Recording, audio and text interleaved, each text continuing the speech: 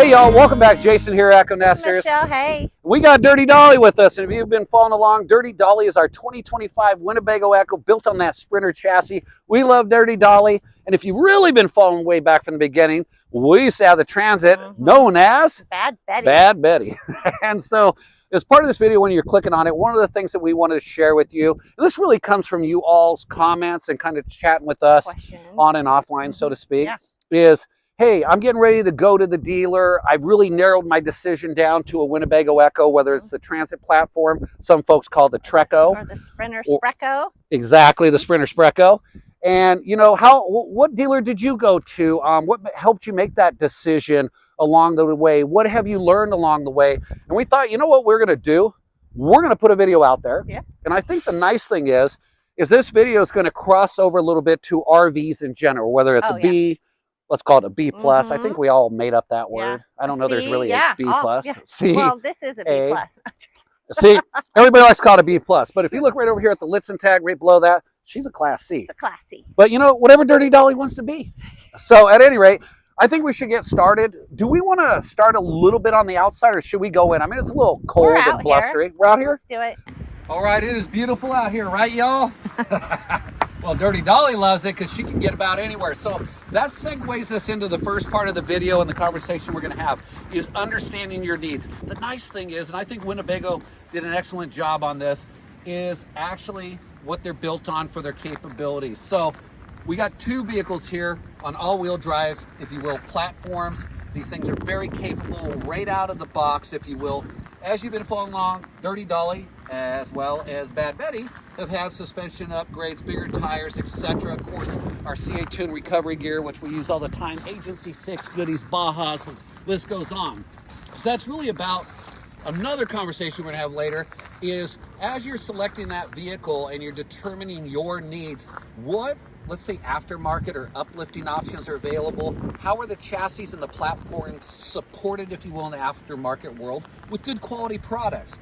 So that kind of plays a little bit of a balance, if you will, as you're making your decision. The other thing is storage needs. All of the EKKOs have amazing rear garages. Should we track them around back real quick? Let's bring y'all with us. Hey, rain, everything, right? Some wind shell. Yeah. So, they're sized a little different. We'll just give you a quick glimpse here. She's a little dirty, got our chainsaw on board, but they have these very spacious garages. You can access them from both sides or straight out the back. And if you happen to go with the Sprinter EKKO, you can get yourself some side molly panels in the rear. If you're with the Transit EKKO, you can get yourself a rear molly panel. Again, lots of stuff that can be done here. I think we're gonna go inside. That wind's picking up. We were just out there in the crazy wind, the rain, etc. Got a little wild out here. I think it died. No, it did not. The windmill's kicking butt out there. So, Getting worse. you might notice something different here. Some paper. Typically, I don't have paper. I don't have a script. We don't have a script. We just kind of got an idea of what we're going to do, and then we just start happening. So, but I thought that I need a little cheat sheet. You do. There's a lot of information you don't As you see me do this, there's a good reason. Yep. So at any rate, thank you and welcome back. If you all got your popcorn, your coffee, your soda, your drink, your beverage of choice, we are now in Dirty Dolly. Yeah. So one of the things that we left off originally is just understanding your needs, being travel style, must-have features, and capacity requirements. When we think of capacity requirements, again, we were talking more about, are you going to get the pop top? A couple folks up top, a couple in the back.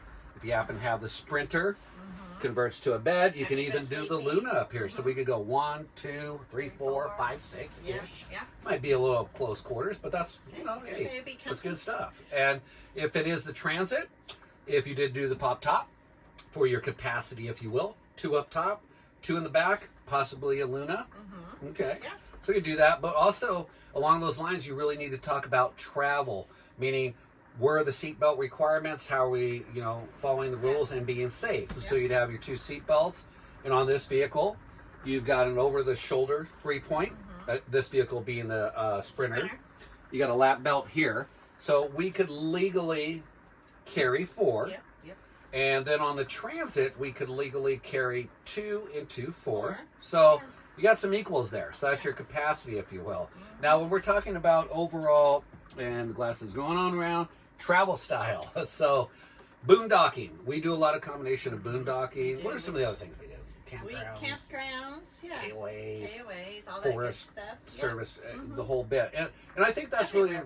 What was that? Sorry. Everywhere. Yeah, everywhere. So, actually, you're right. Everywhere. So, but some folks, I mean, they're going to be really more campground folks. Yeah. Some folks are going to kind of cover the whole gamut. So, the EKKOs, and I'm using that plural, whether it's the Transit or the Sprinter EKKO, really lend itself to a multitude, if you will. You're not just stuck in one. Exactly. So, you get it all, if you will.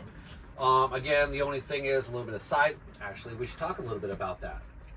Sprinter 170 chassis, a little bit extended here on Dirty Dolly versus the Trekkos, if you will, Transit. It hasn't posed a huge problem, but I can tell the difference in certain parking lots. Certain parking lots, that's good. Other than that, we haven't really had any issues. I would say it's not been a game changer for us. No, I don't regret it. Your next thing is dealer reputation. I think this is a really important conversation to have. So as we're talking about dealer reputation, there's customer feedback, after-sales support, and what I like to refer to, which is I think very important, is industry recognition. Yeah, that is important. Yeah. So Michelle and I did that right, Michelle and I. So at any rate, when we were first getting into this, and we were looking for a vehicle, Michelle was the catalyst, if you will, for us picking the Transit EKKO at the time. There was not a Sprinter base. There was chassis. not, and it was hard just getting the Transit, finding one. Oh, it was crazy the dealer difficult. that actually had one. Had one.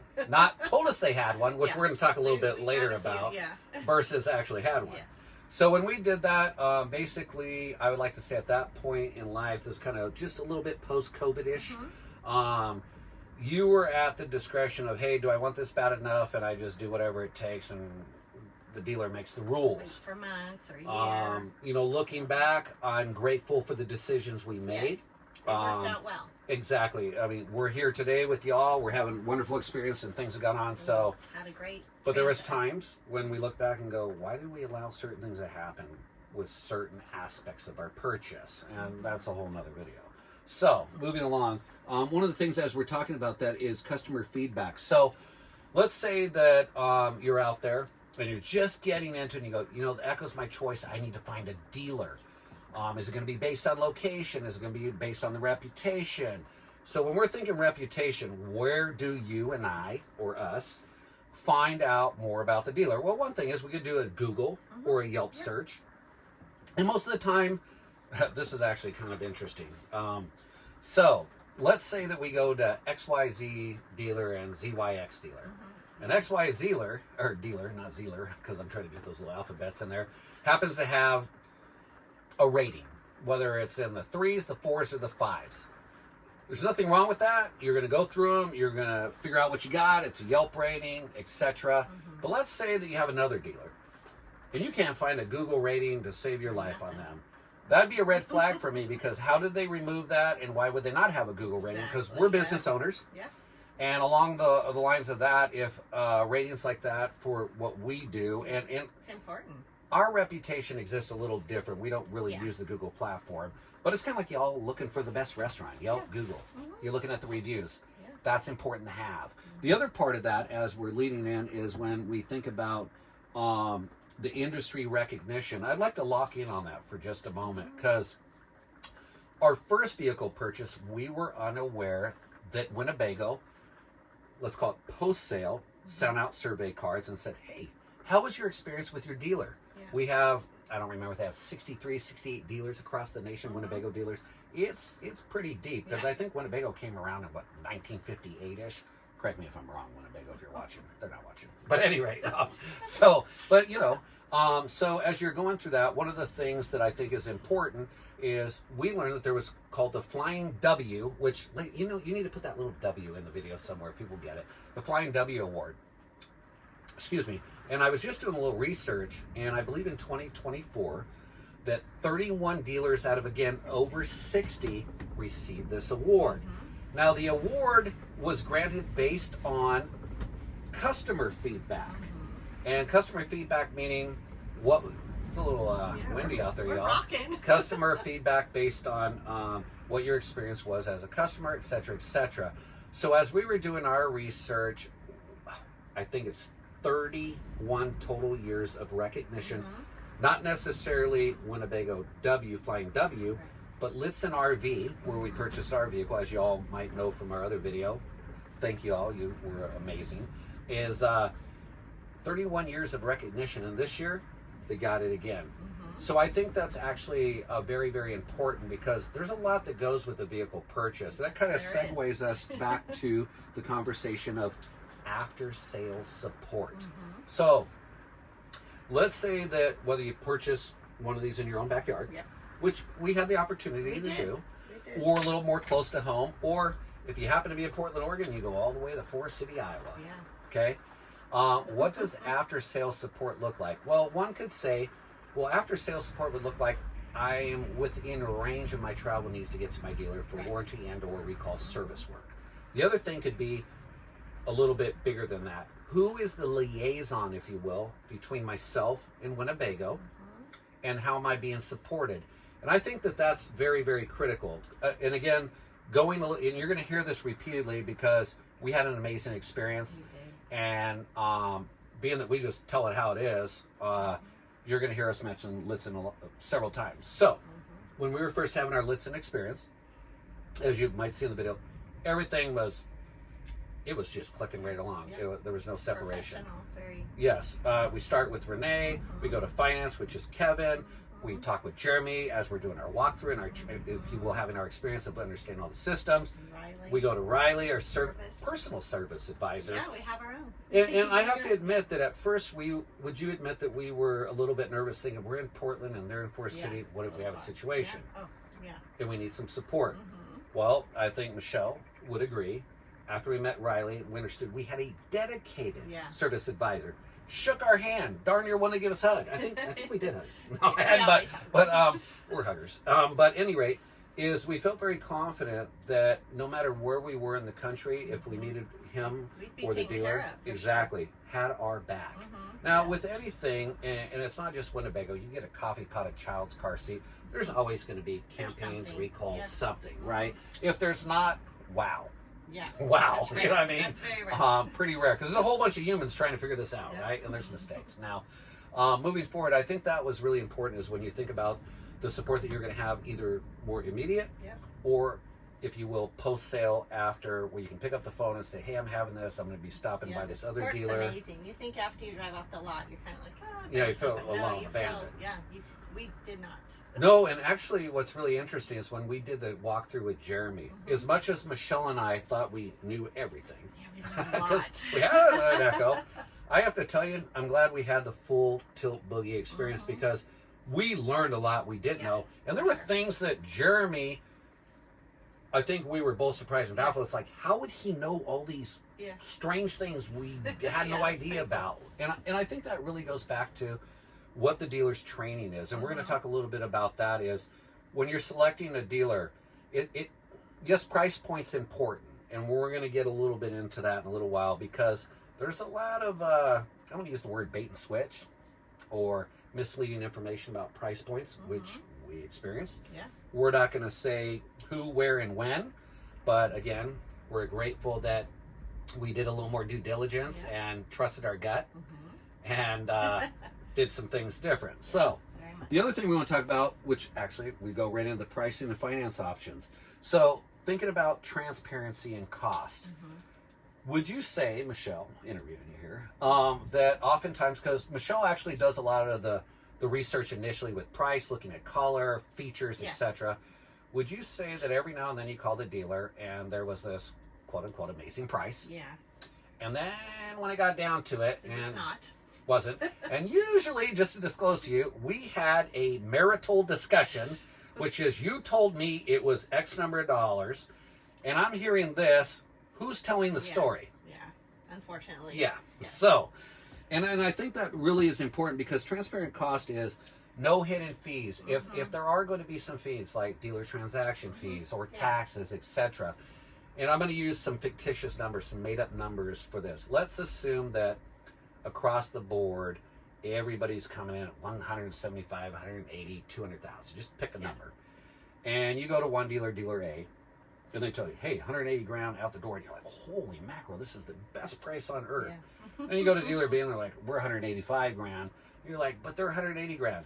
do your due diligence and really dissect that, because there's transportation fees, dealer fees, taxes, and then pretty soon you find out one price really isn't what it was. And that was one of the things we ran into. The other part is special offers.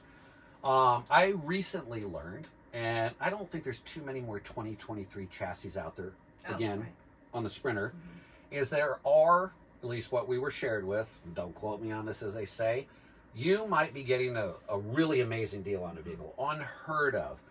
It's a 2023 VIN number chassis. I think from 2019 to roughly current Mercedes Sprinter 170s, we're pretty consistent with everything. So there are some incentives that you might find on that, and it happens to be a 2025 build. That might skew the numbers between dealers. So be fair to your dealer, get VIN numbers to VIN numbers, and when I say be fair to your dealer, yourself, etc. The other thing is financing options. Now, that's a big deal. We get a lot of questions like, hey, who would you go through for financing, etc., etc. We don't have that recommendation.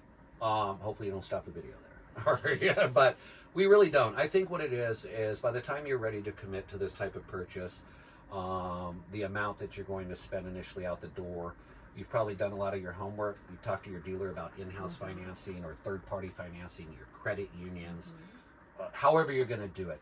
But have that ironed out ahead of time, because one of the things that we hear is people kind of feel like they got it. They get into that closing part with the, let's call it the finance insurance guy, and things get messy. A little bit. Messy might be a word. And so have that ironed out. And I would say that Facebook forums, Winnebago EKKO Free Speech, Winnebago EKKO Owners, there's a lot of folks out there, and there's constantly information shared across the board about who they use, what they did, how they went through their experience. And so use platforms, if you will, and information like that.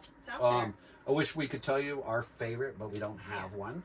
Dealer proximity. Now we're kind of segueing back to that for a moment, because a lot of folks are like, you left Portland, went to basically Forest City, Iowa, jumped on a plane. Why would you do that? Well, I have to tell you, it started with Renee at Lichtsinn, and it moved on through the whole process. Like we said, we had Jeremy, we had Riley, and I think that I really need to compliment their finance and insurance division. Kevin. I was prepared, thinking that was the part where, here we go, sleeves up, gloves on, this is what we're going to do. And Michelle's kind of looking at me like, give him a chance. Here it is. Kevin, the shake, the hug, sits down, very casual. Looks like you got this, that, and the other. Told us about a couple options. We actually ended up purchasing our insurance through Kevin. And we loved it. There's a lot of things. We purchased actually some roadside assistance. So there was nothing pushy about that. And that's the thing I really want to emphasize is when you're getting into that part, you need to have had the relationship early on. One of the things that Kevin did early on as we were going through this, emails, phone calls, touching base with us, made us feel like before we even got there, we were buddies and friends. We learned a lot about his family, everything. So you really want to have I would call it a guest experience. You don't want to be a transaction. Yeah, we felt like guests. Felt like almost family. Remember Hope? She's carrying, we didn't even know who she was. She's one of the owners. She's grabbing our luggage and stuff. I'm like trying to grab it for this gal. We find out, it's like, why is the owner's wife out here grabbing our luggage? I mean, amazing. And Ron was. Oh, Ron, What a treat for me. That was cool too. Anyways, you guys get a chance, you love it. So, expertise, brand knowledge, customization options. So when we think of expertise, I'd like to go back to Jeremy for a moment. Renee, their staff, literally, and if you think I'm incorrect, just speak up, I felt like we had factory trained technicians across the board that understood everything. And then some. And then some. So I think that's important, because it's not to discount that a salesperson who might be working with other vehicles, multiple vehicles, might do their best to understand certain platforms. However, you're making this kind of purchase. It feels really good when they have 100% knowledge of everything. I mean, really, literally. That's really awesome. Of things we learned, which again, just to give you guys an idea, if you wanted to YouTube and go to Lichtsinn RV's YouTubes, one of the things that you're going to find is, yes, every now and then they're talking about vehicles, sales. You have everything from the owner to staff to walkthroughs. You can find winterization Almost every videos. day there's a new one, or every other day. It's all these tech tips, amazing. these how-tos. So you're not abandoned, which is, let's say you made your vehicle purchase somewhere else. I would say what Lichtsinn does well is you don't need a password or a secret way to get into. And it's Yep, they just want to share it with everybody. And we've learned a lot just checking out those videos. So I think that that's really important. And when you think about the staff, the team just being about a mile from Winnebago, I feel like maybe they got a little closer connection. I mean, they jump in a cab or a car, or they run or walk. I mean, jump on, I don't know, something. Yeah, that's a big plus. Yeah. Warranty and service. So warranty coverage, service excellence, if you will, service network. So you have your Winnebago warranty. There's possibly extended warranties. You really want to have that conversation up front before you put your deposit down, make a full commitment, and really understand. We have the vehicle warranty, Mercedes, if you will, and then we have Winnebago's warranty.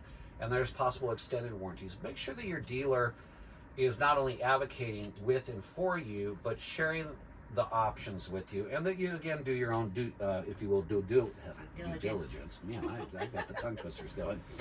Service excellence, and that kind of goes back to everything from replacement parts to experience with the vehicle, dedicated service people. All that good stuff. I mean, it's again, it all kind of, let's say, it interweaves itself. Might be a better term. When we talk about service network, so whatever vehicle you're purchasing, and again, just to tell you, there's no sponsorship on this video. It's just us doing our thing, sharing with y'all. We believe in it. Yeah, we and went through it, and exactly. At least with our experience, Winnebago. Nothing's gonna be perfect with anything, but they've been around a long time. Yeah. I don't think they're really going anywhere. No, I don't think so. So again, whoever you pick is, where are they at? Who are they? What are they doing? And what's the world, if you will, us being people that own these vehicles saying about it. So pre-delivery inspections, PDIs. I would say that that's a big deal, and I think it actually brings itself back to your dealer's knowledge, their training, what they stand for. Because when you think about that pre-delivery inspection, your vehicle has left the factory, wherever it is in the world. These humans have put this thing together, good day, bad day, knew what they were doing, didn't know what they were doing. It doesn't really matter. Vehicle shows up at the dealer. They're walking through everything from a cam lock to a TV, a working light, a max air fan, a heating system, before you get the vehicle and before it's released to a guest, if you will, a purchaser. And there's one thing to be able to say, hey, I walked through everything, these and that, it's working. But when you have experienced staff, and you have a dealer that's truly dedicated, again, like Jeremy, and people, they know their product. They're going to find and learn things about the vehicle that maybe somebody else might overlook that's not as experienced. I'd like to go back to something. Transit EKKO we first had. Yeah. Remember when we pulled over and we kept having about 15 seconds of hot water and it cut off? Yeah. We couldn't figure it out. We ended up calling Truma. Ended up finding out the cartridge at some point, I have a video on this. Basically, there's a little safety piece to keep your Truma from, if you will, freezing. It was already blown out. Well, thanks to the Truma, because we weren't really getting any information outside of that, we figured it out. Well, I feel confident saying that if I was probably to call Lichtsinn, Jeremy, Riley, they're gonna. We'd get some immediate. It's gonna happen. Yeah. So, I think that the PDI is really critical when they do the walkthrough. Now, that's not to say that somebody's gonna miss something. Sure. I mean, again, it's how thorough was that done? And I think that when you're doing your delivery and you're walking through, you're gonna have an opportunity to test that, because I have to tell you. And you would agree, we cut a lot of it out of the video just because it would have been long. Yeah. It was a day. But remember what Jeremy walked through everything. I mean, every switch, and I'm sitting there. I was glad he did, because we learned a lot. We learned a lot about the steps, the e-brake, and stuff we had no do a idea whole about. lot of stuff. Post-sales relationship. Yes. So when we think of post-sales relationship, I think we touched a little bit on that, which is, hey, you can call your own Jeremy, your own Riley. You can follow back up Again, I want to talk about follow-up. How many times, I feel like Renee and us are now personal friends. Yeah, she's our friend. Yes. We made a And friend. I was just chatting with her the other day, and I feel like I'm talking to someone that we really know. It wasn't like a one and done, here's your sale, adios, and have a great day. So post-sales, again, whether you're going to be in proximity of that dealer and or be able to pick up the phone and have that support, you really need to do your due diligence on that. And that word is just, it's robbing me.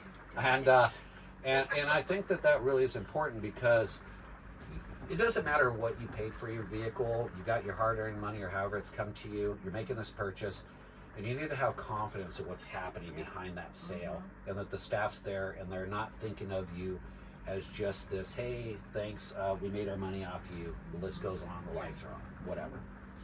So when we talk a little bit about that, it also refers to community engagement.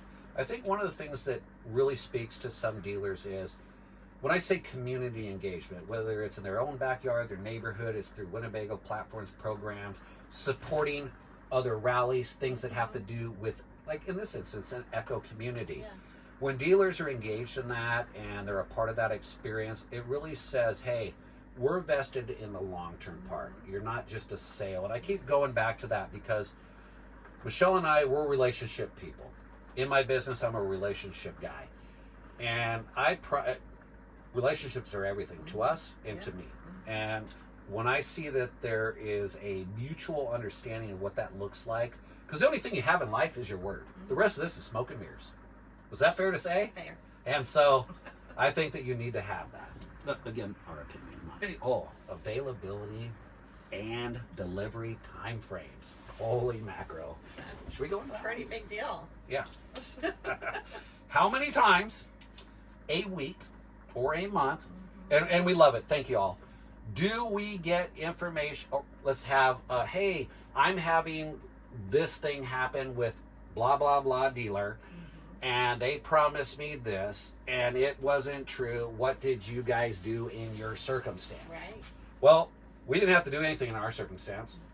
The vehicle we were promised was there. The VIN number matched. No bait and switch. Price agreed upon.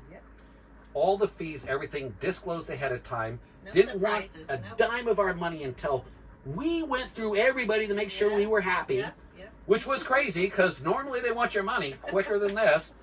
And so, again, when we think about the availability part, let's talk about today's current terms of availability. Right. Certain dealers are making certain agreements with Winnebago to purchase X number of vehicles per month, year, quarter, however they do it.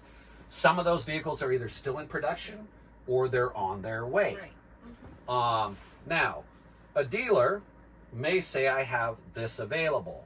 I would recommend that as you're closing into that deal, that you get that VIN number, you lock it in, you hold them to their word. Because oftentimes, when you give your deposit, it's such an interesting word. You think it's deposit, you get it back, right? Like the bank, I put my money and I can get it back. Well, as you give it, a lot of those are non-refundable. And so you really want to have that conversation as well. But as you're thinking about that availability, the one thing you want to do is make sure the color, the make, the model, whether it's got a bat wing awning, a second lithium, a generator, the options is really, not what we had experienced previously outside of Lichtsinn, which is we were close to closing a deal, got on there with the vice president of sales, found out that vehicle was really not the price it was going to be. It was going to somebody else, and I was like, I'm done. I just, you know what, red flag.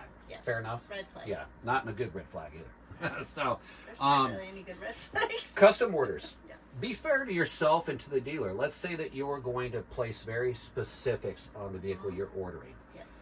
You got to understand, it's going to go down a production line. There's going to be a timetable that Winnebago is providing based on what they know to be true in that moment. And then there's going to be a reality of when it shows up at the dealer. Have a little grace in that and be comfortable knowing up front that day may move. And then also I think, you know, what's really important is we had recently an experience where somebody reached out to us and they thought that something had went wrong in their delivery. So one of the questions that I was asking or trying to pursue, because they reached out to us, was this a dealer thing or was it a Winnebago thing? So keep in mind, you've got your vehicle. Very different. Yep. It's at the dealer. You've Yes. seen pictures of it. Yes. It's waiting for you. It wants to be hugged by you, driven by you, you know, the whole 9 yards. You get a call from your dealer, and they say, hey, we can't let you pick it up today. And here's why. Winnebago just had either a National Highway Traffic Safety Administration recall situation, and or as a manufacturer, we're not happy with something we did. We found a problem with it, and we want to correct it. Those can create delays. You don't need to do anything, but my recommendation is, before you think that it's a dealer problem, understand that in many of these respects, it's in your best interest. It might cause 1-3 months. We were waiting on our original gulper pump issue, the Transit EKKO, way back. The months were going by, a lot of false promises. The product was being tested coming from overseas, etc. Things worked out. The good news is, our impatience wasn't doing anything but frustrating us. The idea was, if you look back, Winnebago was just doing the right thing, trying to get it right. It's their job. Yeah. So I'm pretty glad they did that before we went out there and had a problem. So, you know, when I say be kind to your dealer in that respect, whoever it is, understand they want that vehicle to move into your hands. They want you to have an experience generally. When I say the dealer, one like Littsin's that has your back, wants you to have a real guest experience, feel like you're part of the family. And as we're concluding this, one of the things I want to go back to, which is the question we've been asked. Why'd you go from Portland to Forest City? Great, there's Lichtsinn, we could have went anywhere. Florida, I'm sure there's probably a dealer somewhere else in Maine, something. Okay?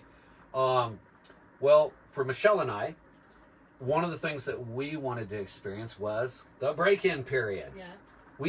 Our vehicle had 26 miles on it. Yes. We prefer to break it in. Yes. and thinking of break-in, there are things, it doesn't matter if it's a Mercedes, a Ford, a Dodge. Doesn't matter. Yeah, most manufacturers say do X number of RPMs and speed and miles and all these things as you're breaking in the motor. We like to believe that there's a reason for that. They're not just throwing that out there because they got nothing else to do. So knowing that we had roughly 26 miles on ours, some of the vehicles only had a couple of miles, right? That when it's that close to home, and yes, you're going to drive back, keep in mind, if you plan your opportunity and this adventure right, let's say that you're in Seattle and you're going to fly into Forest City and get picked up like we did. Really cool person. Great experience. Great experience. And you show up there and the hotel was almost next door. And you're doing all this stuff and you're driving back. Too easy. So you get to see parts of the country and the world, and you get to have an experience. If you have the time, you can enjoy the road trip back. It's kind of and there's nothing wrong with getting your vehicle delivered. However, something, and we highly recommend this. First of all, not all delivery drivers are built the same in respect to how they're going to treat your vehicle, how they're going to travel with it. Yes, they're licensed and bonded and insured, and they're doing all these things, but from wherever the manufacturing facility is to your hometown dealer, wherever you're at, there is another human being in there breaking in your first up to 2,800, 3,000 miles, plus minus a few. And also, that leads me to share with you this. It's not uncommon, and you've probably seen it going down the highway. You see a new vehicle, not just necessarily a Winnebago, an RV. And there's a vehicle being towed behind it. The vehicle still seems to have its wrapping on everything. It looks like, man, the owner of that didn't take everything out. It's probably not the owner. The driver is towing their vehicle behind yours. So they can That's an absolute no-no for me. No. At any rate. So these are things to consider. It doesn't mean that all delivery drivers are going to do that. Please don't hear it that way. I'm just saying, have a conversation with your dealer. What is the name of the company? Who's driving my vehicle back? Do they understand that I want my vehicle to be drove back this? Get informed is a good word. Ask questions. And I think this is really what this is all about, is these are the things to consider. It's not that you don't know how to do your own due diligence, but a lot of times this is what we're asked. And so, in conclusion, we love Dirty Dolly. We love our EKKO. There's always something to have fun with, improve, but it goes right back to what do we love to do? I was talking outside earlier during a little windstorm. If you happen to want to get really out and about off-grid, these are very capable right out the gate. We have a ton of companies, We have several companies we work with. We quote unquote influence, but keep in mind, we use their product, we put it to the test way before we influence with them. So the recommendations that we make are based on our best efforts to give you real stuff. And that really goes back to the conversation we're having here. So as you're purchasing your Ekko, you happen to have one, we keep our comments section on. We love doing that. Anything else, Cheryl? That'll do. All right. Cheers, y'all.